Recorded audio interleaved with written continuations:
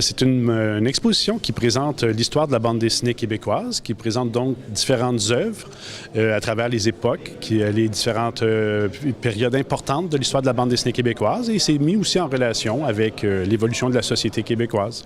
D'abord et avant tout, un des moments les plus importants, c'est finalement la création de la bande dessinée, l'arrivée de la série Timothée en 1904, qui est la première bande dessinée, la première série de bande dessinée à avoir des ballons de façon systématique. C'est la première fois, c'était 21 ans avant la France et 25 ans avant la Belgique.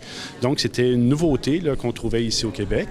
Sinon, ensuite, il y a le Printemps de la bande dessinée québécoise, qui est un mouvement d'effervescence dans les années 1970, au début des années 70, qui a culminé jusqu'à l'arrivée du magazine Crow. Et sinon, il y a aussi les années 2000, celles qui ont montré l'éclatement de la bande dessinée et l'apparition d'auteurs qui ont maintenant des carrières un peu internationales, qui sont connus à l'extérieur des frontières, comme Ziviane ou Michel Rabagliati.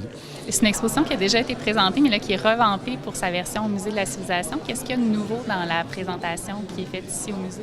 C'était une exposition qui était constituée de panneaux avec des reproductions, soit de couvertures, soit d'extraits de bande dessinée, tandis que l'exposition actuelle présente des œuvres originales. Alors, il y a des planches, il y a des vieux volumes, il y a des vieux journaux, il y a des objets. Donc, il y a toutes sortes d'artefacts qui représentent la bande dessinée. Et ça, c'est nouveau, c'est la première fois qu'on peut les voir.